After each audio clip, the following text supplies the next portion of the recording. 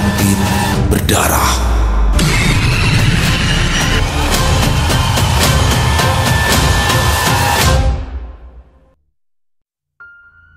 Alunan musik dangdut menggema keras. Pinggulku bergoyang mengikuti irama kendang.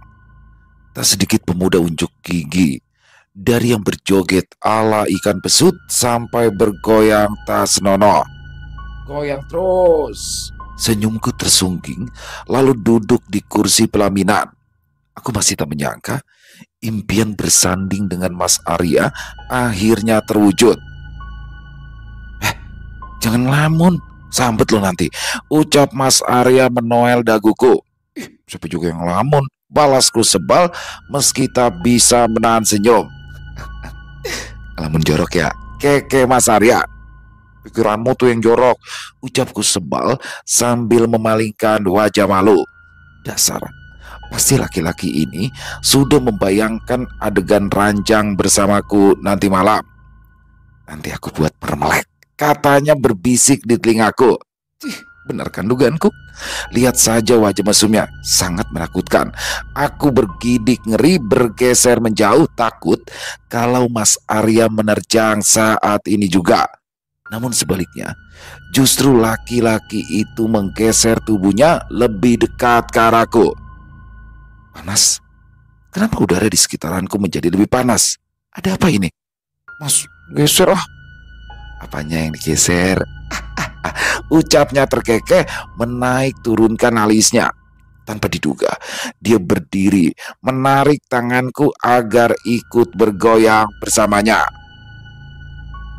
Wasik, Mas nganten, cuit, goyang terus Mas, teriak para pemuda heboh saat kami mulai meliuk-liukan tubuh. Sudah beberapa lagu berganti, tamu yang datang semakin banyak, bahkan kakiku sudah pegal, tanganku pun tak kalah kebas saat menyalami satu persatu dari mereka. Beberapa saat, kerumunan mulai menipis. Namun kuperhatikan, ada sesuatu yang janggal. Tampak beberapa orang seperti mengomel sesuatu, yang lainnya menaruh makanan yang masih utuh. Mas, itu kenapa ya?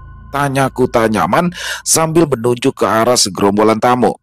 Kurang tahu dek, mungkin masakannya kurang enak. Dah, biarin aja, ucap Arya. Tidak enak gimana? Tanyaku khawatir, namun Arya sebatas menaikkan kedua pundaknya tak peduli. Ku coba berbicara dengan ibu yang ada di samping kami. Bu, panganannya orang enak po. Makanannya gak enak ya? Ibu sigap memperhatikan meja prasmanan. Dia hendak berdiri memastikan, namun belum sempat ia melangkah, tiba-tiba saja terdengar suara keributan dari arah dapur. Satu teriakan keras mengalihkan pandangan kami, banyak kepala menoleh ke arah sumber suara. Tolong, teriak salah satu orang perempuan yang berlari dari arah dapur disusul dengan yang lainnya. Apa mbak? Tanya salah satu tetanggaku. Bu Yatmi ngamuk, ucapnya histeris.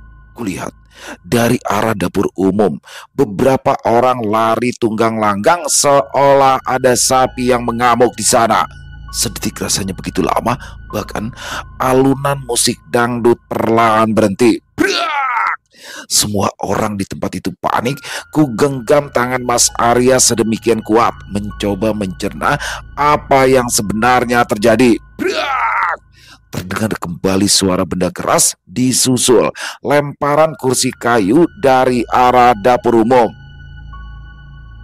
Teriakan Bu Yatmi terdengar menggeram. Dia berlari menerjang kelambu putih ke tengah pelaminan. Tampak wanita itu membawa satu benda berwarna putih di samping tubuhnya. Orang-orang berusaha menghalau, baik tua maupun muda, namun bak seekor banteng tak seorang pun mampu menahan tubuh kecil ringkih itu. Aku tersentak kaget saat Bu Yatmi tanpa ragu naik ke atas meja prasmanan. Posisinya berjongkok, kakinya mengangkang lebar, matanya merah, mendelik ke arah kami. Dia menyeringai sesaat, lalu menarik jilbab kumalnya, dilemparkan benda itu ke tanah. Asuk kabeh. Wani wani nek, ucap Bu Yatmi menggila. Tadi yang berani mendekat. Semua terpaku dengan momen mengerikan itu. Bahkan saat ia berteriak membabi buta, tak ada yang merespon, hanya diam terbengong. Aku terpaku mengenali sesuatu. Kenapa? Bu Yatmi memegangi boneka pemberian dari Mas Arya. Boneka yang selama ini tersimpan rapi di dalam kamarku. Boneka yang dulu diberikan Mas Arya saat hendak melamarku. Namun belum sempat aku berpikir lebih jauh, perempuan itu sudah mengangkat sepanci sayur sop yang masih panas dan langsung diarahkan ke mulutnya. Astagfirullah Bu, sadar Bu, teriak beberapa orang. Aku hanya bisa diam mematung. Bahkan di sampingku Mas Arya berdiri kaku. Terasa genggaman tangannya begitu erat, seolah ia sedang menahan rasa sakit. Prang! Panci dibanting oleh Bu Yatmi. Matanya mendelik ke arahku dengan pandangan kesumat, serta tangan mengacung lurus bagai mata pedang yang tajam. Moder, mati, lancang melepuh kamar nganten. Ucapnya keras membuat isi makanan di mulutnya menyembur menjijikan. Astagfirullah Bu, sadar Bu, teriak orang-orang yang kaget. Keadaan benar-benar kacau. Beberapa orang kembali maju untuk menghalau wanita itu, namun sungguh tidak masuk akal. Perempuan itu menghempaskan beberapa laki-laki kekar yang mencoba menurunkannya. Posisi Bu Yatmi benar-benar mengerikan. Dia berdiri mengangkang, kepalanya meneleng ke kanan dan kiri dengan pandangan tajam menohok. Tanpa diduga, Bu Yatmi melompat. Ia berlari ke arah panggung biduan, membuat warga yang ada di sana kocar-kacir ketakutan. Dalam langkah ketergesaan, si biduan terjatuh. Ia terserimpet ekor baju seksinya. Tapi sial, tak ada yang menolong. Bahkan gerombolan pemujanya sudah lari berhamburan. Tolong, teriak sang biduan kesakitan. Bu Yatmi gesit, menindih tubuh biduan itu. Tangannya yang bebas mencakar muka perempuan itu dengan beringas. Sedang satu tangannya yang memegangi boneka, ia tekan tepat di dada si biduan. Tolong, tolong, teriak si biduan nyaring. Dengan tatapan ngeri, aku melihat Bu Yatmi dengan cepat menurunkan kepalanya ke arah samping kepala biduan. Cas! Suara kunyahan itu menggema keluar dari mikrofon yang terjatuh di samping biduan. Aduh, tolong, tolong, teriak si biduan nyaring, berusaha menyingkirkan Bu Yatmi yang sedang menggigit daun telinganya. Aku tersentak saat Bu Yatmi bangun dengan mulut belepotan darah, matanya nyalang menghunus tajam ke arahku. Aku gemetar ngeri. Suara kunyahan dari mulut wanita itu menembus masuk ke dalam gendang telingaku. Mas, ayo, jeritku panik ketakutan. Mas Arya tak merespon. Ia berdiri mematung tak berkedip, memandang Bu Yatmi di seberang sana. Mas, teriakku kencang, berusaha melepas cengkraman tangan Mas Arya. Masih tak ada sahutan. Tatapannya kosong. Ia hanyut dengan kejadian di depannya. Tolong, jeritanku membahana. Seperti tersadar, beberapa orang berlari. Ada yang mencoba menghalau langkah Bu Yatmi, ada pula yang berusaha membantu kami. Namun, ganasnya kekuatan Bu Yatmi di luar nalar. Aku begitu panik saat melihat beberapa orang terpental dari tubuh mungil itu. Panggil Pak Kaum, teriak satu orang kembali mencoba menahan Bu Yatmi. Aku tahu, aku sadar bahwa Bu Yatmi kesurupan. Tapi kenapa? Apa yang sudah dilakukannya? Kenapa di hari pernikahanku? Koe, ucapnya sambil mengacungkan tangan ke arah kami. Aku tersentak saat wanita itu melangkah pelan.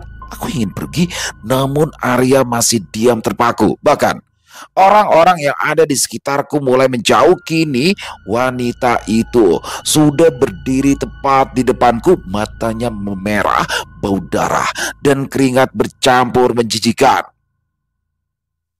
Ia tersenyum perlahan mengangkat tangannya. Ku pejamkan mata, takut ia akan melukaiku. Namun yang terjadi justru ia membelai pipi Mas Arya dengan lembut, seolah waktu berhenti begitu lama.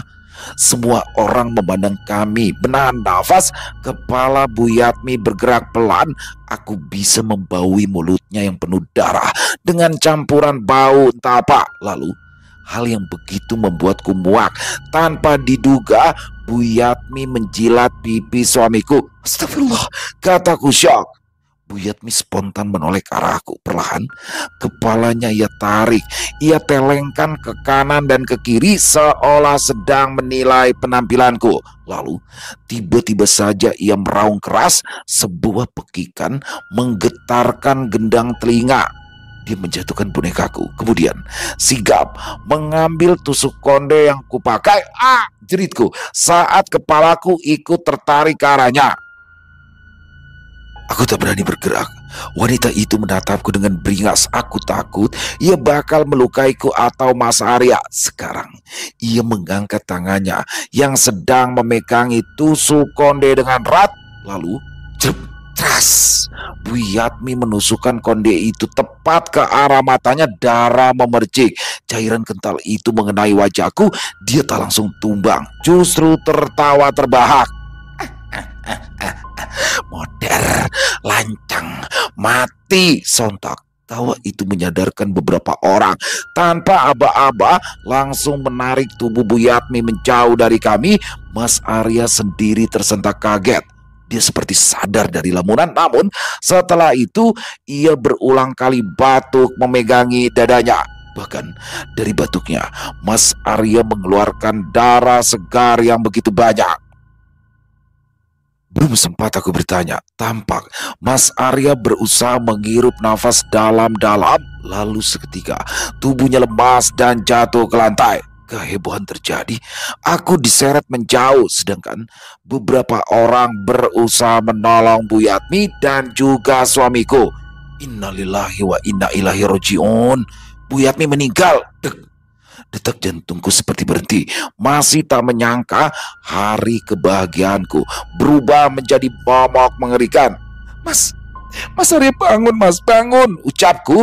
Suasana begitu kacau. Di satu sisi ada yang membantu si biduan, ada yang mencoba menolong Buyatmi, ada pula yang berusaha membantu Mas Arya. Innalillahi wa inna ilaihi rajiun. Terdengar suara dari arah panggung. Aku masih belum bisa mencerna. Fokusku masih tertuju pada Mas Arya. Mayang meninggal. Aku memutar leher ke arah panggung. Mayang, penyanyi dangdut yang kusewa untuk memeriahkan acaraku, meninggal.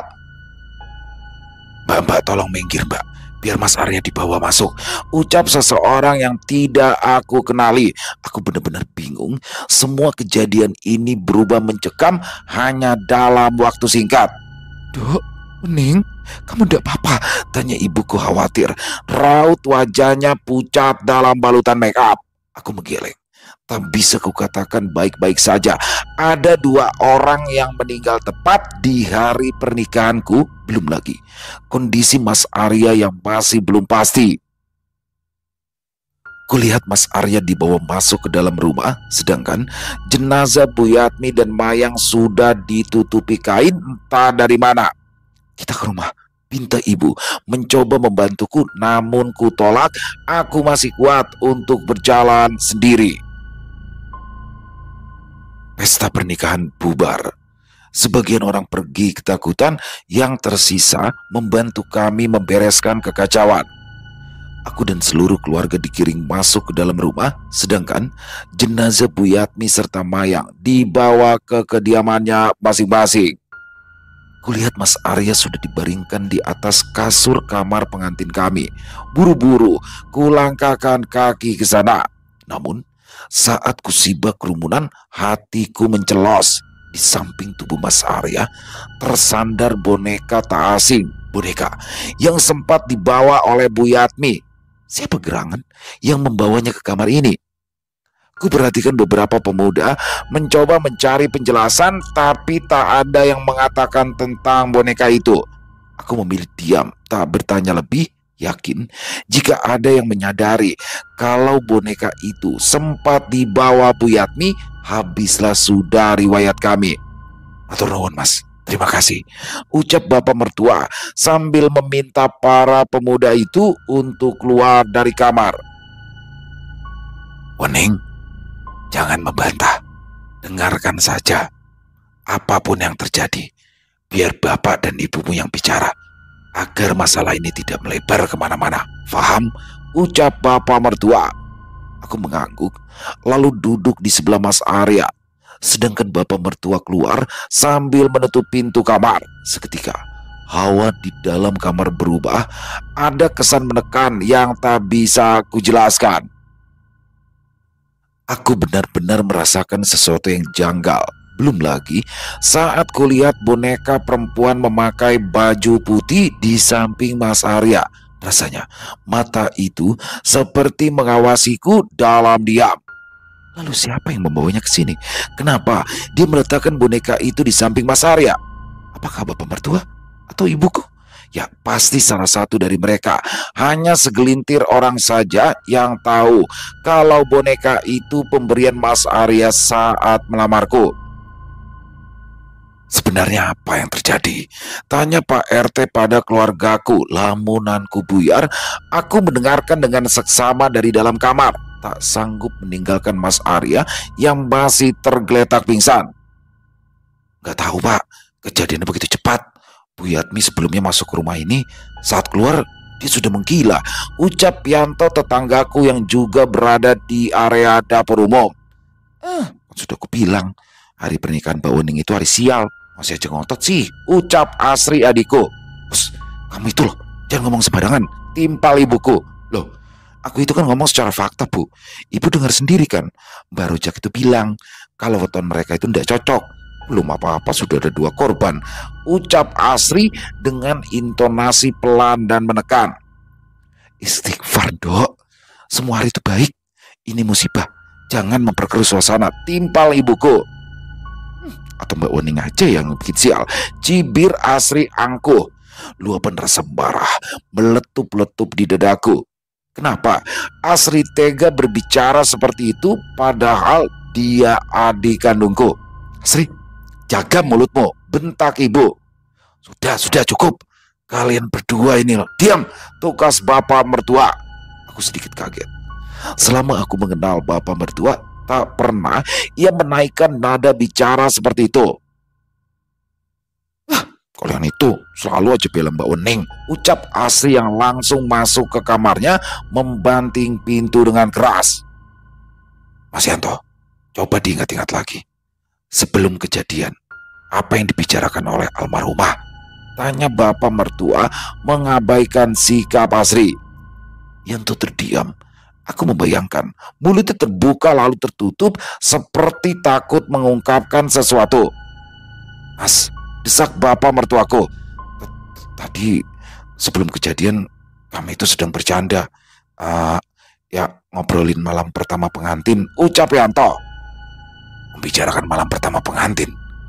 Buat apa? Ucap bapak mertuaku bingung. Ya bercanda aja Pak. Obrolan orang desa saat kumpul-kumpul di hajatan pernikahan, Lirianto. Kalian membicarakan soal malam pertama anakku? Tanya ibu menekan sekali lagi. Maaf Mbak, kami semua cuma bercanda. Tahu sendiri kan, ibu-ibu di tempat ini.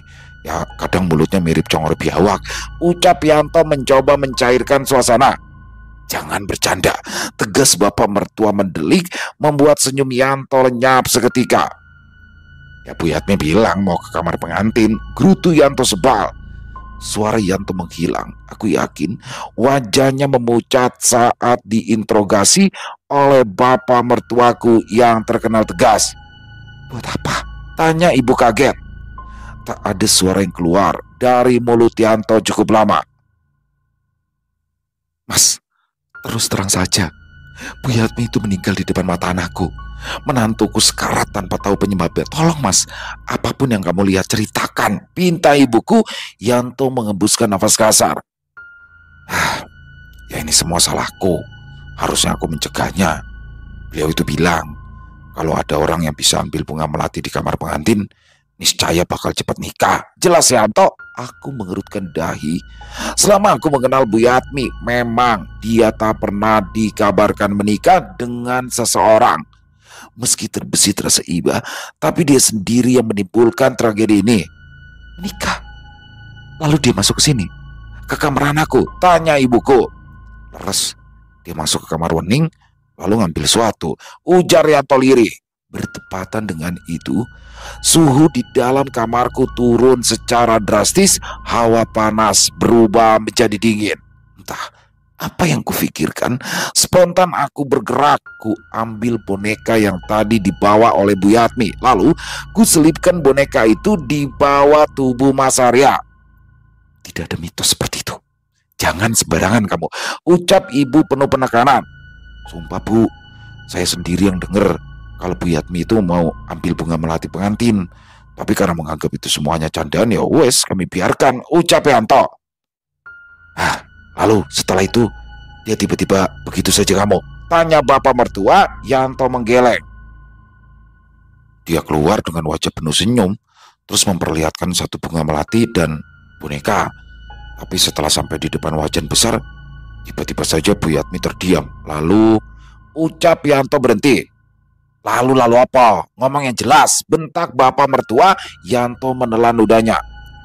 Lalu dia ngangkat wajan dan bumbu masakan yang baru dimasak itu langsung diminumnya.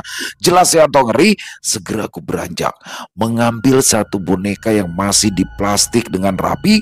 Ku buka secara kasar, lalu plastiknya ku buang ke sudut ruangan. Pikiranku saat ini hanya satu, aku tidak mau Mas Arya disalahkan apapun atas kematian Bu Yatmi. Yakin kamu kejadiannya seperti itu? Buat apa juga coba Yatmi bawa-bawa boneka? Tanya Pak RT ragu. Sumpah Pak, sumpah. Mandul saya kalau bohong, timpal Yanto. Aku tak tahan, segera ku buka pintu kamar. Mas, jangan sembarangan Mas. Di kamarku nggak ada apa-apa. Jangan nuduh. Semua orang berpaling, bahkan ibu sudah beranjak mencoba menahanku, meminta untuk kembali ke kamar. Mbak, aku nggak nuduh, tapi itu yang terjadi. Tukas Yanto, tatapannya menyelidik, seolah memang aku sudah berbuat sesuatu. Kusentakkan pintu kamar dengan keras sampai orang-orang bisa melihat keseluruhannya. Lihat, coba lihat, nggak ada apa-apa, bentakku jengkel. Gila, kalau orang-orang tahu Bu Yatmi masuk kamarku lalu bertingkah aneh, bisa-bisa aku dianggap pemuja setan. Wening, tegur bapak mertuaku. Tak ku gubris, justru aku menarik tangan Mas Yanto untuk masuk ke dalam kamar. Lihat Mas, gak ada apa-apa. Lihat, kamu lihat. Apa di kamarku ada sesuatu yang mencurigakan? Jeritku tak tahan. Yanto hanya diam. Sesekali matanya memandang, menyisir ke dalam ruangan. Ia mencari-cari sesuatu yang mencurigakan untuk memperkuat argumennya. Apa Mas? Apa yang mau kamu pastikan? Lihat, di dalam cuma ada lemari, kasur, dan suamiku yang sekarat, teriakku nyaring. Aku masuk ke dalam kamar, membuka pintu almari sambil melemparkan barang-barang di dalamnya. Wening, istighfar dok, istighfar, ucap ibu berlari berusaha mendekapku. Bu, hari pernikahanku hancur Bu. Ada orang gila bunuh diri di depan mataku. Mayang mati dibunuh, suamiku sekarat. Dan sekarang aku dituduh menyimpan sesuatu di kamarku, ucapku menjerit tak karuan. Tidak ada yang menuduhmu, Dok. Yanto itu hanya menceritakan apa yang terjadi, ucap bapak mertuaku lembut. Yanto di depan pintu hanya tertunduk, kepalanya manggut-manggut mengiyakan. Dia tidak menyangka sosok yang ia kenal lemah lembut bisa meledak seperti itu. Tapi sekarang orang-orang bakal berpikir aneh-aneh Pak, tangisku pecah. Cukup, Wening, istirahat. Pak RT, tolong antar kami ke rumah Bu Yatmi. Dan Yanto, jangan ceritakan apapun yang kamu tahu, paham? Ucap bapak mertuaku tegas. Semua orang, terkecuali aku dan ibu, keluar kamar.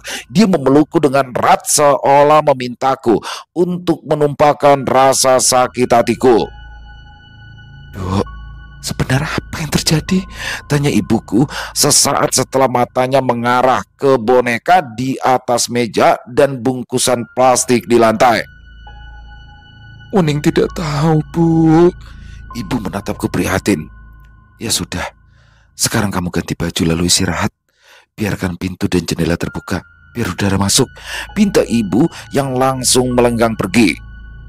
Setelah kepergiannya, segera kututup pintu.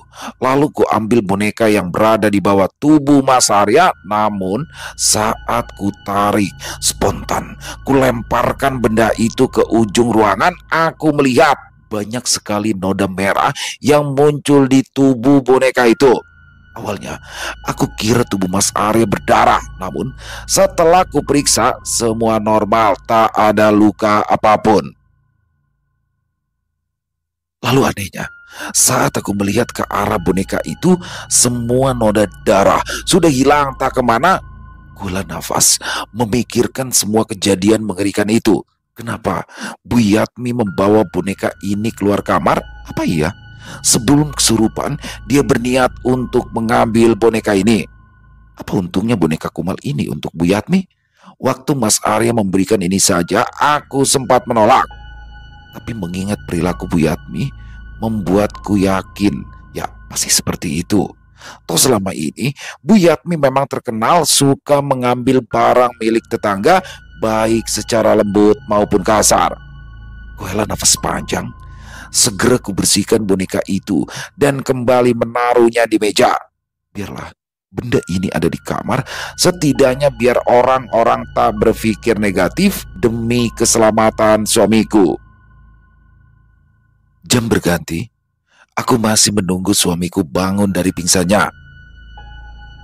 "Wening," gelagapan aku menyentak kepala, berharap suara itu bukan hanya mimpi belaka. Namun saat aku menatap suamiku, bukan senyum atau kedipan mata nakal yang kuterima, justru sosok asing sudah bersandar di sampingnya. Sosok anak kecil dengan pakaian kebaya pengantin sedang menatapku tak berkedip. Tetapi bukan itu yang membuatku ngeri. Kulihat tangan pujatnya sedang membelai kepala suamiku dengan lembut.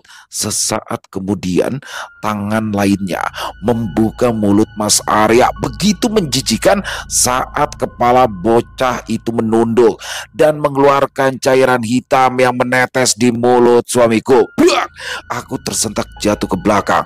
Sosok itu tak menghilang, justru tersenyum mengerikan dengan bibir penuh cairan mirip darah berwarna hitam. "Mati," bisik pelan. Aku menggeleng, berusaha untuk pergi. Tapi nyatanya sosok itu malah seperti mengejekku dengan suara tawa lirih yang mendirikan bulu roma. "Ada apa, Tondo? Kenapa duduk di lantai?" tanya ibu khawatir. "Sejak kapan ia masuk ke kamarku?" "Dok," tanya ibu sekali lagi. Enggak, Bu. Udin kira Mas Arya udah bangun," ucapku beralasan meski hati ini begitu berdebar ketakutan. "Ya sudah, Pak Bani sedang cari bantuan untuk bawa Arya ke rumah sakit. Ayo kita makan dulu.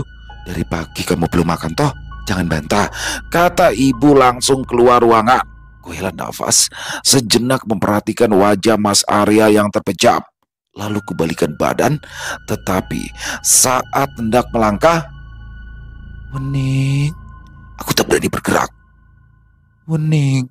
Jantungku mulai berdebar kencang, takut jika aku berbalik, bocah kecil itu menampakkan sosoknya lagi.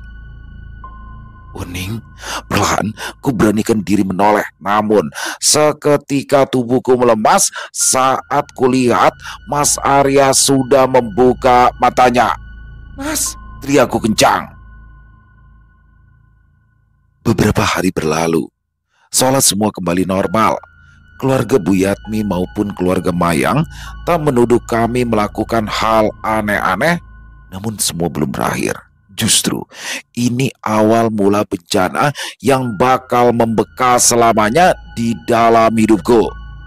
Mas Arya memang siuman setelah beberapa jam dari pingsan, tetapi hal yang mengerikannya adalah dia dinyatakan lumpuh.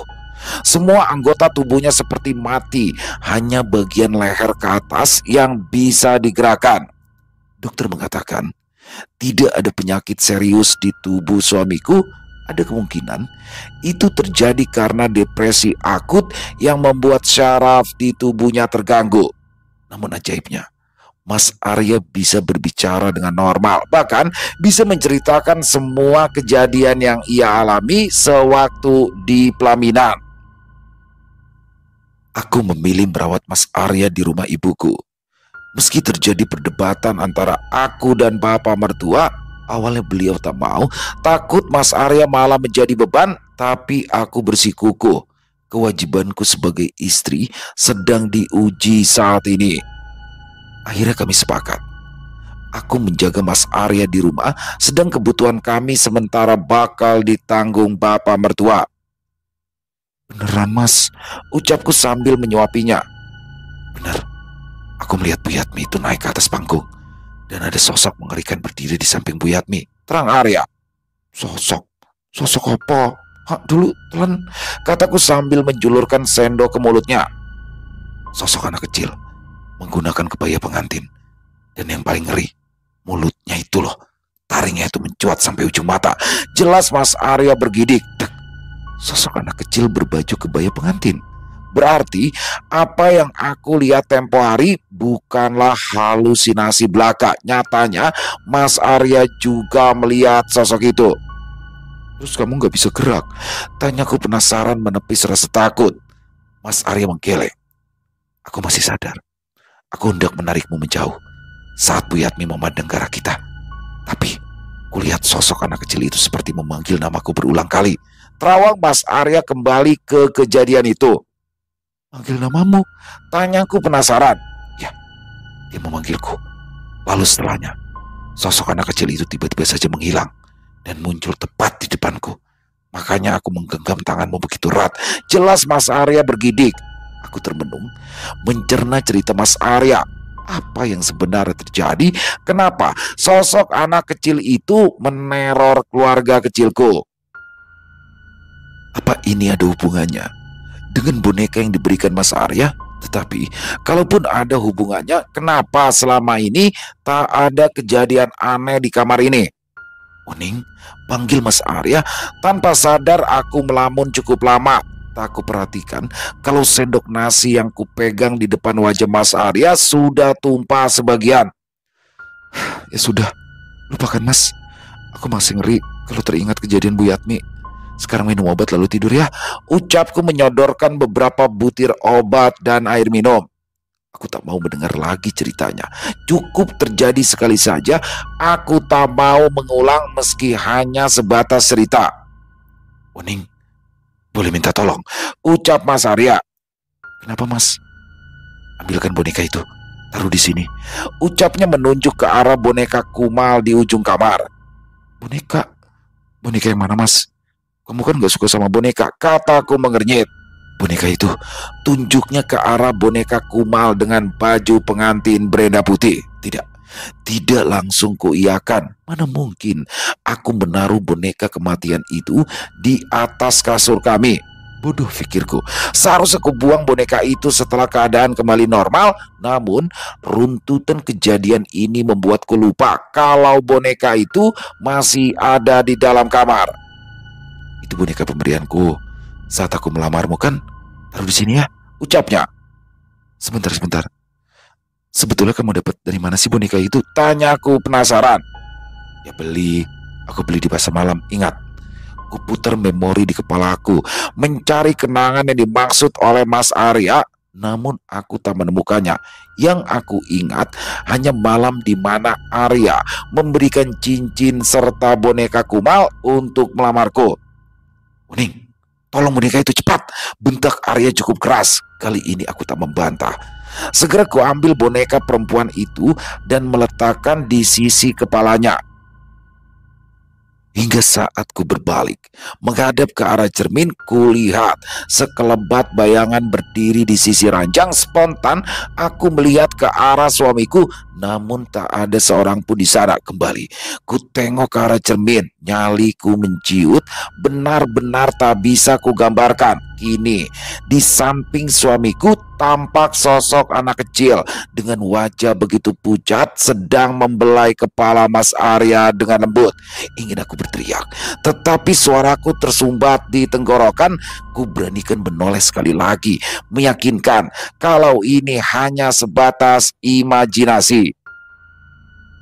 Namun nyatanya sosok itu masih ada. Wajah perempuan itu seutuhnya berbeda. Ia menampakkan taring yang mencuat sampai ujung mata, belum lagi darah yang menetes dari sudut bibirnya. Astagfirullah, jeritku kaget sampai tubuhku terjengkang ke belakang, membuat barang-barang di dekat meja jatuh beramburan. Astagfirullah, Wening, kenapa Tondo? Teriak ibu langsung menghambur ke arahku. Itu Bu, itu. Tunjukku ke arah kasur dengan mata terpejam. Apa? Itu apa? Wening, astagfirullah, tanya ibu. Ngapa mana? Kurang tak perhatiannya? Mending kamu pergi deh dari rumah ini sebelum yang lain kena sial. Kata Astri sambil bersedekap lengan di depan kamar. Astri, kata ibu tajam. Salah terus. Nasib jadi anak pungut ya susah. Bram, suara pintu dibanting dengan keras. Astagfirullah, kamu tuh kenapa, Dok? Ucap ibu mengabaikan Asri. Ia menatapku begitu prihatin. Tadi ada setan, Bu. Dia duduk di samping Mas Arya. Ucapku terbata. Setan opo? Jangan ngawur. Sudah, kamu istirahat dulu. Jangan banyak pikiran, jangan berisik. Nanti Arya bangun. Ucap ibu terlihat lelah. Sejak kapan Mas Arya tertidur? Perasaan belum 5 menit kami masih mengobrol, tetapi memang nyatanya tampak suamiku sudah tertidur dengan pulas dengan boneka menempel di sisi kepalanya. Setelah kepergian ibu, segera ku ambil boneka itu, yakin kalau ada sesuatu yang tak beres dengan ini semua. Nekat ku buang benda sial itu ke tong sampah di depan rumah. Semua penghuni rumah sudah tidur. Aku terbangun dengan perasaan begitu gelisah. Entah karena perbuatanku tadi sore atau ada hal lain yang aku tak tahu. Tok tok tok. Tok tok tok. Terdengar suara ketukan lirih dari arah jendela kamar. Kukira itu hanya hewan, namun seiring berjalannya waktu, ketukan itu semakin terdengar kencang. Kucoba untuk melihat. Saat kusibak gorden, tak ada hewan apapun. Tetapi dalam keremangan, aku menangkap satu sosok berdiri tepat di depan sana. Sontak aku menutup gorden. Tak lazim, ada anak kecil berdiri di tengah guyuran hujan malam-malam. Bergegas aku menutup gorden, berniat kembali ke tempat tidur. Namun yang kulihat justru mencengangkan. Boneka itu sudah kembali ke kamar ini. Tidak mungkin aku salah lihat. Tidak mungkin juga benda itu berjalan kembali ke kamar ini. Jelas aku sudah membuangnya. Melihat kondisi boneka itu yang basah kuyup serta bau sampah yang menguar pekat, secepat kilat ku tarik boneka itu. Nekat saja ku buang kembali ke tong sampah di luar rumah. Tidak peduli ada setan atau memedi yang bakal muncul, karena aku yakin keanehan ini berasal dari boneka terkutuk itu. Malam itu, aku terus memimpikan kejadian mengerikan. Dari kematian Bu Yatmi yang berulang, sampai melihat seluruh anggota keluargaku digantung dengan tubuh dipocong seutuhnya. Di pagi harinya, tanpa diduga, boneka itu kembali masuk ke dalam rumah. Namun kali ini ia tergeletak di meja panjang ruang makan dekat dengan figura foto keluarga kami. Spontan mengingatkanku akan mimpi semalam. Apakah ini pertanda buruk? Bu, siapa yang naruh boneka Mas Arya di sini ya? Tanyaku pura-pura. Loh, ibu kira kamu. Tadi Asri juga bilang, katanya bonekanya bau sampah. Pinta ibu. Aku hanya mengangguk, tak berani berkata lebih, takut mereka bakal menyangkal kalau boneka ini bisa berjalan sendiri. Segera kurai boneka itu dan langsung saja kumasukkan ke dalam ember penuh dengan air. Aku tak sudi menguceknya dengan tangan, maka ku injak-injak benda terkutuk itu dengan tenaga ekstra. "Kuning," dipanggil Aryan, "Dok." Ucap ibu memintaku untuk segera masuk ke dalam kamar. Kuyakan, lalu kembali menoleh ke arah boneka dengan perasaan murka yang tak datang dari mana. Sekuat tenaga ku injak boneka itu, namun tololnya aku tidak menyadari kalau lantai di tempat cuci juga basah. Brak! Tubuhku terjatuh ke lantai. Kepalaku membentur dinding cukup keras, namun sial, bukan suara teriakan kaget. Justru aku mendengar suara kikik tawa anak kecil yang mendirikan bulu roma. Spontan aku bangkit, tak menghiraukan rasa sakit, bergegas masuk ke dalam rumah. Sesampainya di kamar, belum juga aku bertanya, "Sukma kamu taruh mana?" Tanya Arya. "Sukma? Ya, boneka itu namanya Sukma," jawab Arya. "Aku cuci biar bersih, biar kamu lebih nyaman," jawabku sebal. Sakit hati ini, justru suamiku jauh peduli dengan boneka itu ketimbang kondisi istrinya. Tanpa diduga, Mas Arya tersenyum sumringah. Ia memintaku memberikan pewangi banyak-banyak untuk boneka itu. Kuyakan saja daripada ribut pagi-pagi. Setelahnya aku kembali ke belakang rumah. Namun saat melihat ke dalam ember, aku memekik. Air cucian sudah berubah menjadi merah pekat, bahkan bau anyir busuk menyeruak hebat. Kupikir ada tikus yang ikut tergilas, tetapi saat aku membuang air cucian itu tak ada bangkai apapun. Ini sudah tidak benar. Apapun yang ada di dalam boneka ini pasti sesuatu yang mengerikan. Tapi kenapa? Kenapa Mas Arya memberikan boneka itu kepadaku? Semua ini membuatku bingung. Bahkan sampai kepalaku pusing pun tak ada alasan logis yang masuk. Maka kuputuskan sekali lagi membuang boneka itu. "Sukma sudah kering?" tanya Arya saat sore sudah menjelang. "Belum, nanti juga kering. Kalau mau boneka, tuh aku punya banyak," ucapku datar. "Aku maunya Sukma. Bawa ke sini," ucap Mas Arya meninggi. "Buat apa toh Mas? Boneka busuk kayak gitu," jawabku mulai jengah. "Ya memangnya kenapa? Bawa ke sini cepat," ucap Mas Arya menjengkelkan. "Orang anak wes tak buang," jawabku ketus. Mendengar itu, Mas Arya langsung marah-marah. Belum pernah ia memaki sedemikian rupa, seolah aku sudah membuang separuh jiwanya. "Wening, kenapa tuh ribut-ribut? Jangan bikin Arya stres dulu," ucap ibu sambil membawa nampan berisi beberapa makanan. Aku baru ingat, malam ini adalah hari kelahiran Jawaku. Biasanya ibu selalu membuatkan makanan berupa bubur merah putih, kopi hitam, dan teh pahit untuk ditaruh di kamar. Katanya, bentuk rasa syukur atas kelahiranku. Selama ini aku hanya mengiyakan saja, toh tak pernah merugikan. "Wening, Wening sudah buang boneka kesayanganku, Bu." Aduh Mas Arya, benar-benar laki-laki ini. Kenapa setelah sakit mulutnya seperti perempuan saja? Boneka yang tadi kamu cuci. Itu loh, udah ibu bawa masuk, takut kehujanan. Tadi masih ada di jemuran, ucap ibu sambil menaruh nampan di meja kamar. Aku tak berani menjawab. Pupus sudah harapanku menjauhkan boneka sialan itu. Namun berbeda dengan Mas Arya, ia begitu sumringah, bahkan meminta ibu untuk mengambilkannya. Kali ini, aku benar-benar tak habis pikir. Seolah boneka itu benar-benar memiliki nyawa. Terbesit untuk membakar boneka itu. Bahkan rasanya ada api cemburu saat melihat sorot mata Mas Arya begitu terpesona dengan mainan barunya. "Kenapa Tondo? Kok kelihatannya gelisah?" tanya ibu. "Gak tahu Bu, perasaanku ndak enak. Apa karena ini hari lahir Wening ya?" "Ya mungkin, apalagi kamu lahirnya kan Selasa Kliwon. Ya wajar kalau kamu tidak tenang," jawab ibu. Memang, dalam tradisi keluargaku, mitos yang berkembang, hari lahirku memang sakral. Konon, katanya banyak dedemit yang suka dengan bau anak Selasa Kliwon. Tetapi selama ini, aku tak pernah membuktikan secara langsung. Sayangnya, Malam itu semua berubah. Kepercayaanku terhadap hal gaib menjadi yakin seutuh-utuhnya. Mas Arya, panggilku. Ya, aku nggak bisa tidur.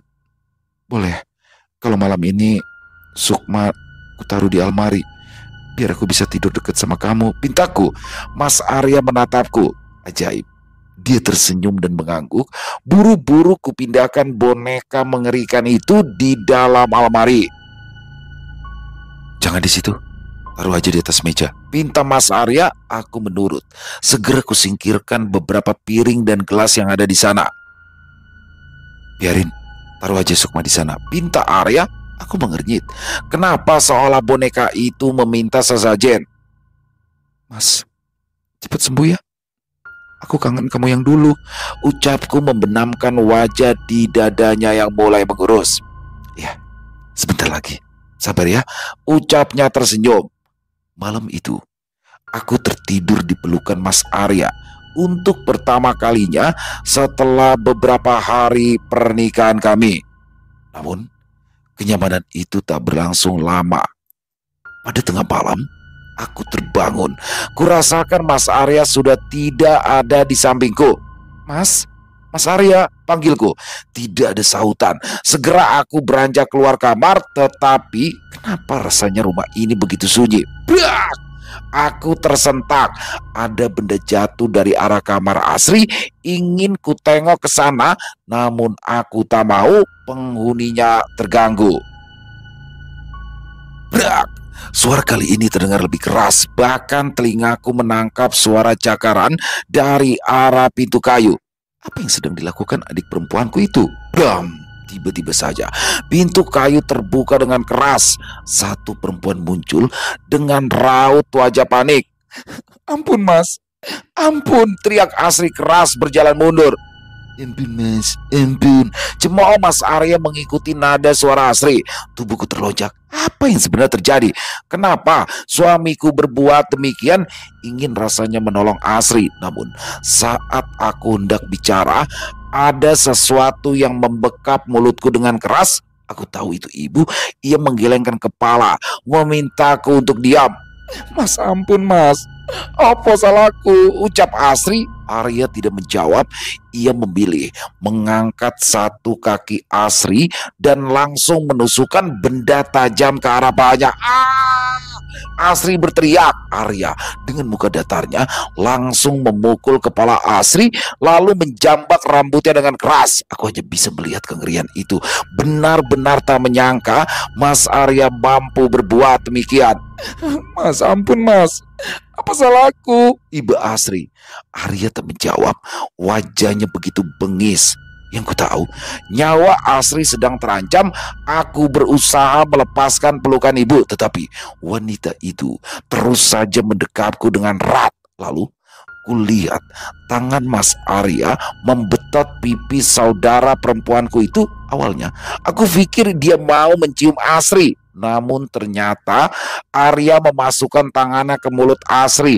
Dia menarik benda padat berwarna kemerahan dengan beringas tanpa perasaan. Arya mengiris lidah Asri dengan pisau yang dipegangnya. Asri meraung kesakitan.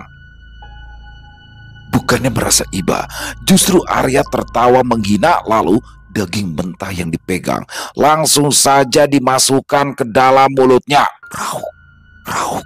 Aku bergidik ngeri. Tubuhku tak bisa bergerak. Bahkan rasanya suara kunyahan itu benar-benar masuk ke dalam gendang telinga. Tanpa ku sadari, Mas Arya sudah berdiri menghadap ke arah tempat persembunyian kami dengan satu sosok berdiri di sebelahnya. Setan itu mengangkat perlahan tangannya ke arahku. Lalu Mas Arya bergerak perlahan mendekati kami. Kami yang tak bisa bergerak hanya bisa diam mematung, berharap Arya tak menemukan tempat persembunyian kami. Namun semua itu hanya harapan. Saat Arya tiba di dekatku, dia langsung menarik ibu dengan keras. Wening, Lari, teriak ibu. Aku menggeleng. Semua kejadian ini membuatku tak bisa bergerak sesenti pun. Bak! Dengan keras, Arya menghantamkan kepala ibu ke dinding. Wanita itu menjerit kesakitan. Mendapati ibu belum meninggal, Arya kembali mengangkat ibu dengan menarik rambutnya. Aku di depannya menggeleng ketakutan, meminta Arya untuk berhenti. Namun Arya tak mengindahkan perkataanku. Justru ia tersenyum mengerikan, seolah laki-laki ini benar-benar menikmati apa yang sedang ia perbuat. Siji, loro, telu, tas. Aku memekik dalam diam. Jeritku tak keluar sama sekali saat Mas Arya menebaskan pisau yang ia bawa tepat ke leher ibu. Saiki, giliranmu, ucap bocah kecil di samping Arya dengan nada serak. Aku terus menggeleng, meminta Arya untuk tidak melukaiku. Aku mundur sampai punggungku menyentuh dinding. Lalu Arya mengangkat pisaunya. Ku pejamkan mata, tak kuasa menghadapi kematian. Cas! Aku menahan nafas, berharap nyawaku pun ikut tertahan. Namun tak kurasakan sakit sama sekali. Saat ku buka mata, betapa ngerinya kulihat Arya sudah menusukkan pisau itu tepat di jidatnya. Wening, maaf, ucapnya serak. Aku tersentak kaget. Perlu beberapa waktu untuk menyadari jika kejadian itu hanyalah mimpi belaka. Lalu ku alihkan pandangan ke samping, memastikan keberadaan Mas Arya. Namun kosong, laki-laki itu tak ada di tempatnya. Aku langsung bangkit, ku cubit, ku tampar pipiku berulang kali guna memastikan kalau ini bukanlah mimpi. Terdengar suara gerakan berdecit, seolah kursi dan meja kamarku ada yang menyeretnya. Astagfirullah, apalagi nih batinku. Perlahan aku bangkit, sengaja tak menoleh ke arah meja kursi, tempat di mana boneka itu kuletakkan. Wening, aku tersentak kaget, tak berani bergerak untuk membuka pintu. Suara itu mirip dengan bocah perempuan kecil di mimpiku barusan.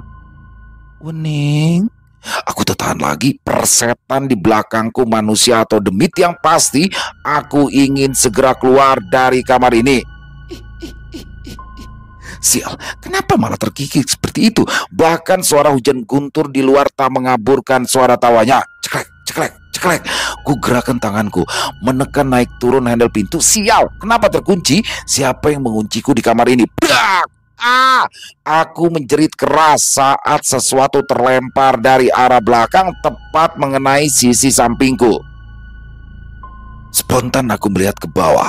Kudapati boneka kumal itu sedang menatap ke arahku. Namun bukan itu yang membuatku menjerit ketakutan. Perlahan, setitik demi setitik darah keluar dari mata boneka itu. Aku menjerit keras. Langsung kubuka paksa pintu kamar. Brak! Aku terhuyung, mencari keseimbangan agar tak limbung, berharap setelah keluar kamar aku menemukan seseorang. Nyatanya rumah begitu sepi, seolah mimpi yang barusan kualami saat ini benar-benar terjadi. Aku tak sempat mencari saklar lampu. Bayangan boneka terkutuk itu semakin membuatku ingin keluar dari rumah ini. Segera aku berlari ke arah ruang tamu. Namun saat aku memasuki ambang pintu, beberapa meter di depanku terlihat satu sosok berdiri. Aku yakin itu bukanlah ibu atau Asri. Perlahan aku mundur, hendak keluar ruangan menuju pintu belakang. Tetapi saat aku hendak berbalik, sosok di depanku tiba-tiba saja berubah menjadi sosok putih berkuncir. Tidak hanya itu saja, kecepatannya benar-benar di luar normal, seolah ia terbang ke arahku dengan tenaga kuda. Hingga saat ia tepat berada di depanku, bukan sosok anak kecil yang kulihat. Sosok pocong itu ternyata adalah Mas Arya. Wajahnya tepat berada di depanku, sungguh mengerikan. Wajahnya hampa, sorot matanya kosong. Dan hal yang paling mengerikan, sosok tersebut tiba-tiba saja nyengir dengan ekspresi datar di wajahnya. Spontan tubuhku melompat ke belakang sampai terjengkang terpuruk di lantai. Kini tak peduli lagi Aku berusaha bangkit, langsung menuju ke arah pintu belakang rumah. Namun sesampainya di sana, semua itu belum usai. Kulihat satu siluet tak asing. Aku ingin memanggilnya, tetapi aku tahu ada yang tidak beres. Sosok Mas Arya sedang berjongkok di atas meja makan. Tak bisa kutebak, sosok itu benar-benar dirinya atau dedemit lain, tapi aku tak punya waktu untuk memastikan. Dalam nafas memburu, aku melangkah, mencoba melewati makhluk itu pelan-pelan agar tak mengganggunya. Hingga aku sudah hampir sampai di pintu keluar, secara tak terduga sosok itu membalikan tubuhnya dengan cepat. Astagfirullah, jeritku keras mencoba mengalahkan hujan lebat di luar sana. Kali ini aku benar-benar kaget. Tak seperti sosok pocong yang menyerupai Mas Arya, ini 1000 kali lipat lebih menyeramkan. Sosok Mas Arya di depanku begitu menyeramkan. Kepalanya meneleng ke kanan dan ke kiri. Posisinya berjongkok di atas meja sedang menggigit sesuatu. Pada awalnya aku mengira jika itu seperti kain. Namun saat itu ada kilatan cahaya yang membuat nyaliku menciut. Mas Arya saat ini sedang menggigit lengan manusia di bibirnya yang sudah penuh dengan darah. Aku perlahan mundur, tak mau mengalihkan pandanganku ke arah Mas Arya hingga kurasakan punggungku menyentuh sesuatu. Jeritku ketakutan saat menyadari ada sosok tergantung tepat di belakang tubuhku. Bahkan aku merasakan ada cairan yang menetes mengenai pipiku. Sekali lagi gelegar guntur menyambar, membuat cahaya kilatnya menerangi ruangan itu. Dan saat aku menoleh ke atas, tubuhku sama sekali tak bisa bergerak. Hatiku mati rasa saat mendapati ibu sudah tergantung di kasau dapur dengan satu tangan terputus. Wening, aku tersentak, kembali menatap ke arah Mas Arya. Wening, sekali lagi Mas Arya memanggilku dengan nada seperti anak kecil. Namun kali ini ia tak hanya memanggil, Mas Arya langsung melompat ke arahku, membuat meja dapur terbalik dari tempatnya. Aku berusaha menghindar, akan tetapi pergerakan tubuhku kalah cepat. Bak seekor anjing, Mas Arya mencengkram kakiku dengan kuat. Bahkan rasanya kuku jari pria itu tertancap menembus kulit kakiku. Astagfirullah, sadar Mas, sadar, ucapku mengibak. Namun Mas Arya tak peduli. Justru ia berdiri dengan satu tangan menarik-narik kaki ibuku yang sudah tergantung. Tanpa diduga, sekali lagi Mas Arya menerjang ke arahku. Kini tubuhnya sudah berada tepat di atasku. Jijiknya lagi, air liur terus-menerus menetes dari ujung mulutnya bercampur dengan darah. Wening, arep nengendi? Suara Mas Arya mirip suara anak kecil. Aku tak berani menjawab. Tubuhku terus merontak agar laki-laki itu melepaskanku. Wening, jawab suamimu, bentak Mas Arya. Aku tak berani menjawab. Mata Mas Arya kian melotot, bahkan cengkraman di tangannya makin terasa kencang. Wening mau mati? Temani Sukma ya. Aku langsung merinding hebat. Sukma? Sukma, ya nama boneka yang diberikan Mas Arya. Tapi aku tak punya waktu lagi. Aku berusaha menggapai apapun di tempat itu untuk membantuku lepas dari cengkraman Mas Arya. Namun tak ada apapun. Aku tak menemukan apapun di sekitaran. Kini kepala Mas Arya sudah mulai turun. Posisi kepala kami bersandingan hingga kurasakan ada sesuatu yang basah. Laki-laki itu seperti sedang menjilati leherku. Aku kembali memberontak, tak mau. Tiba-tiba saja ia menggigit leherku dengan buasnya. Kucoba untuk menjambak rambutnya agar kepala itu menjauh, namun bukan kesakitan. Justru Mas Arya seperti murka. Ia menatapku dengan bengis. Lalu satu tangannya bergerak mencoba untuk membuka mulutku. Bertambah paniklah aku. Teringat kejadian di mimpi saat Mas Arya menarik lidah Asri dan memotongnya. Betotan tangan Mas Arya semakin terasa kuat. Bahkan satu tangannya mulai bergerak seolah sedang ingin menggapai lidahku yang kutarik mundur. Tapi percuma, tubuhku benar-benar tak bisa digerakkan. Aku sudah mulai pasrah. Jika memang suamiku ingin membunuhku, aku tak tahu harus berpikir apa. Hingga prak, tubuh Mas Arya limbung ke samping. Darah memercik dari kepalanya yang ditimpuk dengan vas bunga oleh Asri. Ayo mbak, ucap Asri mencoba menarik tubuhku. Namun aku sudah tak punya tenaga. Bahkan kulihat Mas Arya tak tumbang sama sekali.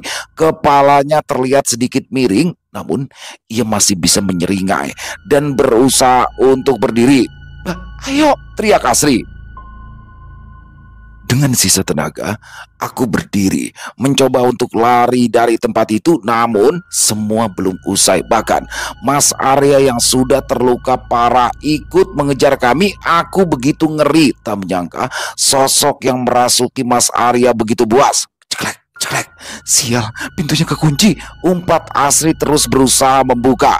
Asri, ayo cepat, Mas Arya datang, Mas Arya datang, teriakku panik. Asri melepaskan tangannya di handle pintu.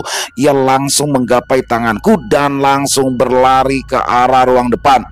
Mbak, apa yang terjadi mbak? Umpat Asri. Aku nggak tahu, ucapku panik, kembali berusaha untuk membuka pintu. Tolong, teriakku sekeras mungkin, namun sepertinya percuma. Suara hujan lebat ini mengaburkan suaraku. Hingga dari ujung dapur, kulihat sesuatu bergerak pelan dengan menyeret kakinya. Wening, panggil Mas Arya. Sri, Arya teko, kataku panik. Kali ini sudah tak ada jalan keluar lagi. Bahkan bukan hanya sosok Mas Arya yang muncul dengan parang di tangannya, juga sosok anak kecil berbaju pengantin berada di sampingnya. Aku dan Asri benar-benar panik.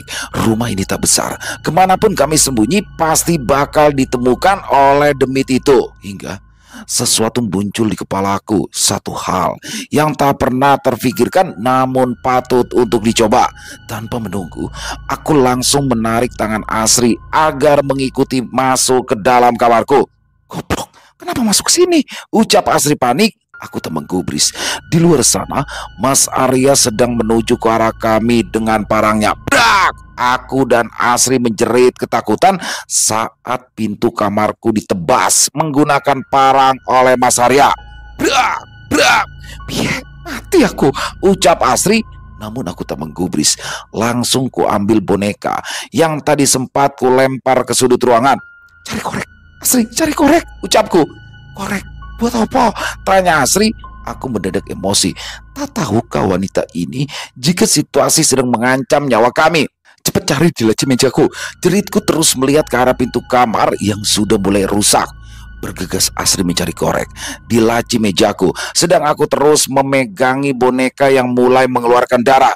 Cepet, teriakku kencang. Aku yakin di laci meja itu ada korek. Baru tadi aku menyimpannya di sana saat menghidupkan lilin untuk sesajen sore tadi. Brak! Pintu kamar mulai hancur.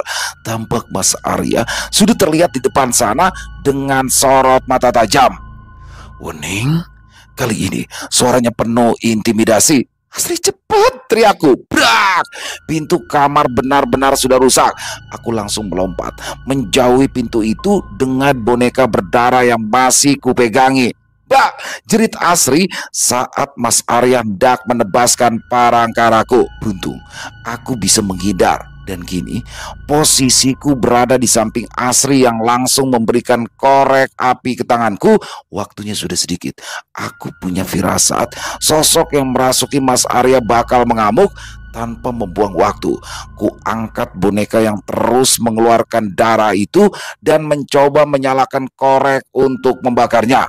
Awalnya kupikir bakal terjadi hal yang dramatis, namun itu hanya angan-anganku saja. Justru Arya semakin terlihat murka. Bahkan ia menyabetkan parang di tangannya dengan membabi buta. Aku dan Asri hanya bisa meringkuk ketakutan menanti ajal yang sudah berada di depan mata. Hingga tiba-tiba saja Mas Arya melenguh lalu tubuhnya jatuh ke lantai. Tepat di depan kami, bapak mertua dan satu orang lain berdiri membawa kayu balok di tangannya. Wening, Asri, ucap bapak mertua panik yang langsung berlari ke arah kami. Pak, Ibu, Pak, ibu. Isaku teringat jasad ibu yang tergantung di ruangan lain. Ibu kenapa? Tanya Asri panik. Ibu digantung Mas Arya, jeritku tak tahan. Asri kebingungan, tetapi saat ia menatap mataku, ia langsung berdiri dan menghambur keluar kamar diikuti bapak mertua. Sedangkan teman laki-laki bapak mertua sedang berupaya mengikat Mas Arya yang masih terus meronta. Di mana bonekanya? Ucapnya datar. Aku menggeleng, namun tanganku terangkat menunduk ke arah sisi ruangan. Bergegas, orang itu bangkit, mengambil boneka yang ajaibnya kembali utuh, hanya saja terus mengeluarkan darah dari matanya. Sementara itu, dari sisi ruangan lain, aku mendengar suara jeritan nyaring dari Asri. Aku tahu kalau ia pasti sudah melihat jenazah ibu. Uning, tolong, kenapa aku diikat? Tanya Mas Arya yang membuyarkan lamunanku. Aku hendak berdiri menghampiri suamiku, namun tiba-tiba saja teman bapak mertua menarikku dengan keras. Jangan, dia masih dirasuki, ucapnya datar. Jo, Ratna meninggal, Jo, ucap bapak mertuaku sendu. Waktu kita tidak banyak. Siapkan apa yang aku minta. Kita bakar boneka ini sekarang. Kalau tidak, dia bakal membunuh semua orang yang ada di tempat ini. Uning, aku butuh bantuanmu, ucap Pak Bejo lantang. Bantuan apa, Pak? Tanya Kulinglung. Arwah boneka itu semakin kuat. Saat Arya melakukan ritual di hari kelahiranmu, hanya kamu yang bisa memutus rantai kematian ini. Tapi, kata Pak Bejo berhenti menatap bapak mertua dengan pandangan penuh makna. Tapi apa, Pak? Tanyaku bingung. Aku tidak bisa menjamin keselamatan Arya. Kalaupun dia selamat, bisa jadi kewarasannya bakal terganggu, jawab Pak Bejo.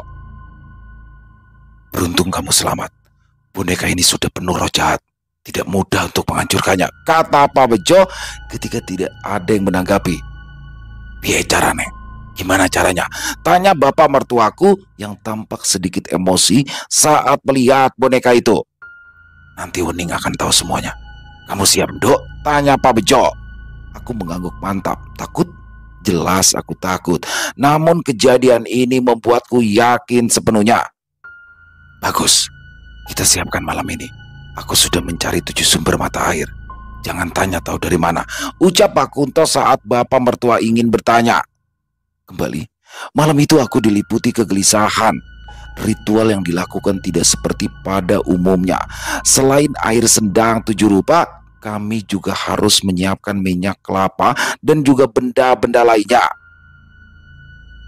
Tepat pukul 12 malam, ritual dimulai. Diawali Pak Bejo yang duduk bersila sambil menghadap ke arah boneka yang ditaruh di atas tampa di dalam kamarku di depan Mas Arya. Awalnya tidak terjadi apa-apa hingga aku merasakan ada tekanan kuat dari belakang kepalaku. Sebisa mungkin aku menahannya, namun semakin lama tekanan itu semakin kuat hingga aku tak lagi bisa menahan. Semuanya menjadi gelap. Yang ku tahu, aku pingsan. Aku terbangun, berada di sebuah rumah mungil. Tampak seorang perempuan muda yang sedang menyisir rambut anaknya. Lalu, entah dari mana muncul seorang laki-laki tua. Bayar utangmu. Tanpa basa-basi ia berucap. Maaf Juragan Tohir, saya benar-benar belum punya uang, kata wanita itu sambil meminta anaknya untuk pergi. Mau sampai kapan, Mina? Aku sudah muak. Begini saja, utangmu lunas, tapi anakmu kunikahi, ucap Juragan Tohir. Mina menggeleng, tidak setuju dengan permintaan Juragan Tohir. Sukma masih kecil, aku saja, tolong. Alah, wes tuwek, mana enak kamu. Anakmu saja, ucap Juragan Tohir sambil menarik tangan Sukma. Wanita itu menangis, menggerung memohon agar Juragan Tohir tak melakukan itu semua. Bahkan saat anak perempuannya ingin dibawa, Mina melawan sampai memukul kepala Juragan Tohir dengan murka. Juragan Tohir memukul Mina sampai terpuruk di lantai. Bukan itu saja, Bahkan Mina juga dilecehkan oleh beberapa orang suruhan Juragan Tohir. Adegan berubah. Kusadari, aku berdiri di sebuah rumah lain. Kulihat Sukma sudah memakai pakaian yang tidak asing. Ia berdiri, memegangi boneka dengan pakaian kebaya pengantin. Beberapa orang termasuk Juragan Tohir terlihat di sana. Raut wajahnya tampak begitu bahagia. Namun, ia tak menyadari bahwa kematian sudah mengintainya. Di sisi lain, aku melihat Mina berdiri dengan tangis tanpa kebahagiaan. Ia seperti menahan diri untuk melakukan sesuatu. Akad pernikahan dimulai. Semua khusyuk memperhatikan calon pengantin. Namun, satu hal tak terduga terjadi. Mina berjalan sempoyongan. Ia mendekat ke arah putri semata wayangnya. Dengan gerakan cepat, ia mengambil tusuk konde di kepala Sukma. Cas! Darah menyembur dari mata Juragan Tohir yang ditusuk dengan keras oleh Mina. Semua orang yang ada di situ masih terpaku. Lalu jeritan membahana. Mina dikeroyok oleh bawahan Juragan Tohir. Bahkan untuk melihat itu pun aku tak mampu. Di depannya Sukma menangis memanggil ibunya berulang kali. Hingga satu orang laki-laki menangkap Sukma dengan beringas. Ia memukuli bocah remaja itu. Aku hanya bisa menangis melihat kejadian di mana Sukma digantung hidup-hidup dengan boneka pengantin yang masih terikat di tubuhnya. Aku tersentak panik melihat sekitar. Tak hanya bapak mertua dan Pak Bejo yang kulihat, namun semua korban yang pernah kulihat, bahkan korban-korban yang tak ku kenal berada di tempat itu. Sekarang bakar boneka itu, ucap Pak Bejo. Aku tidak langsung menurut, justru menatap Mas Arya di atas ranjang dengan tatapan kosong. Ada perasaan ingin sekali meluk laki-laki yang sudah menghiasi hari-hariku. Mas, ucapku sedih. Kenapa bisa ada kejadian seperti ini? Apa salahku? Neng, sekarang, seru Pak Bejo. Namun aku tak punya daya. Aku ingin melihat Mas Arya selama mungkin. Aku rindu. Aku ingin memeluknya. Mas Arya, liriku. Aku mulai mengiba, bahkan melangkah ke arah Mas Arya yang terkulai lemas di atas kasur. Namun saat aku sudah hampir sampai di depannya, ada sesuatu yang muncul. Awalnya hanya sebatas tangan hitam keriput, lalu perlahan muncul kepala dengan rambut aut-autan, wajah rusak dengan taring memanjang hingga batas mata. Sosok itu melompat dengan cepat di depanku. Dia mulai meraba tanganku, memintaku untuk ikut dengannya. "Mbak!" teriak Asri keras. Seketika tanganku terasa begitu panas, seolah ada bara api yang menempel di sana. Begitu juga sosok Sukma yang ada di depanku. Dia menjerit begitu keras, wajahnya meleleh mengerikan. Namun pegangan tangan Sukma masih terasa begitu kuat, seolah memintaku untuk ikut bersamanya. Aku benar-benar tak punya daya, ingin menyudahi kehidupan ini dan pergi bersama Sukma dan Mas Arya. Tapi saat aku hendak menuruti Sukma, kurasakan ada tangan yang menarikku ke belakang. Tangan itu mendekapku begitu erat. "Mbak, sadar Mbak, sudah Mbak, sudah!" Tangis Asri pecah. Aku tersentak, mundur ke belakang begitu kuat sampai membuat Asri jatuh terjengkang. Aku tak tahu apa yang terjadi. Sesaat kupikir Sukma sudah membawaku entah kemana. Ternyata Pak Bejo sedang membakar boneka itu bersama papa mertua. Tapi aneh, bukan hanya bara api yang muncul, namun boneka itu seperti meleleh, mengeluarkan cairan hitam pekat. Di sisi lain, Mas Arya seperti menggelinjang, tubuhnya merontak, bahkan ia terbatuk dan mengeluarkan darah begitu banyak. Saat aku hendak melangkah mendekat, Asri menghalangiku. Dia memintaku untuk tidak bergerak dan membiarkan bapa mertua yang memeriksa anaknya. "Innalillahi wa inna ilaihi roji'un," ucapnya. Tubuhku melemas. Tak menyangka dalam satu malam aku kehilangan dua orang terkasih di dalam hidupku. Semua rasanya begitu pilu. Bahkan aku tak mampu untuk mencerna semuanya. Yang ada hanyalah isak tangis tanpa suara.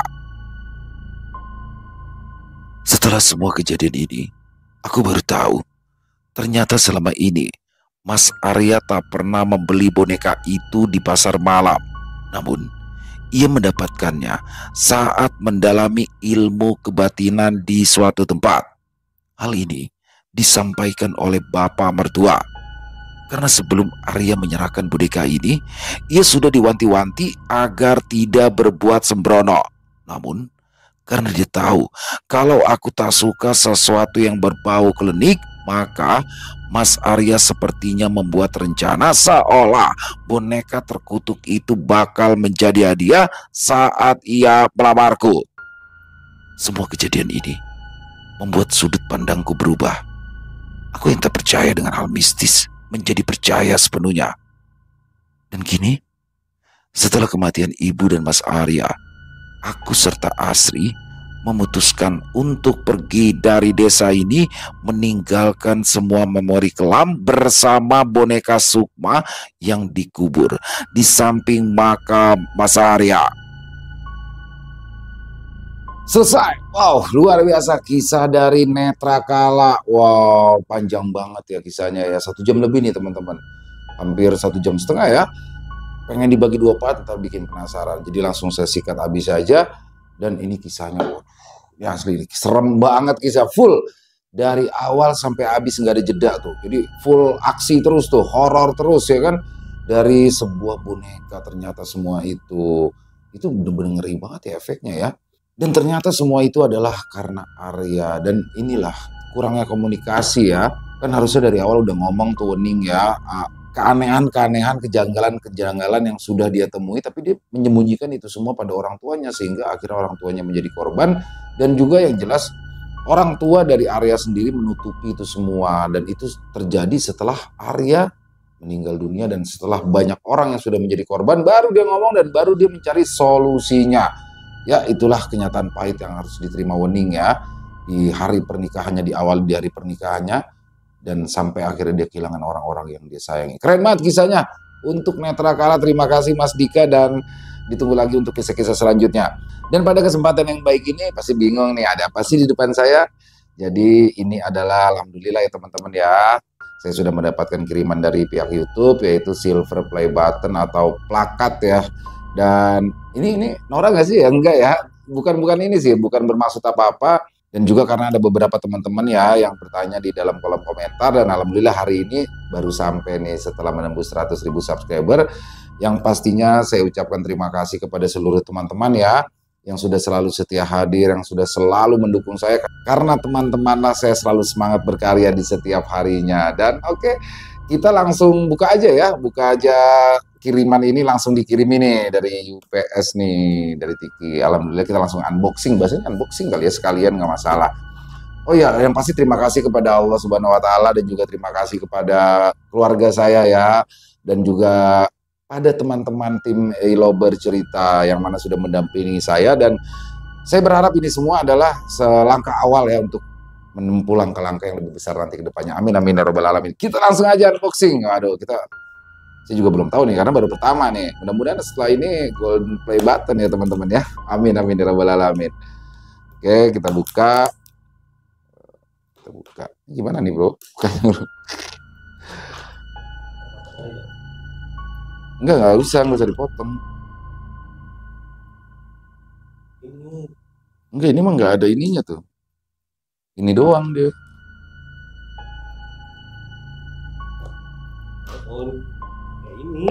Oh ini ya. Bukan pisau. Bukan.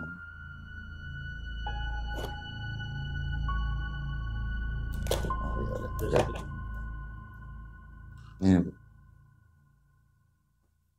Oke, udah buka semua ini. Kita buka ini. Bismillahirrahmanirrahim. Kebalik berarti saya bukanya. Bismillahirrahmanirrahim. Wah. Tuh, dapat keterangannya teman-teman ya. Dari sini ada dari pihak YouTube nih ucapan selamat ya. Ucapan selamat itu nggak bisa ditutup kemudian ya, Bro. Hormat kami Neil Mohan YouTube CEO.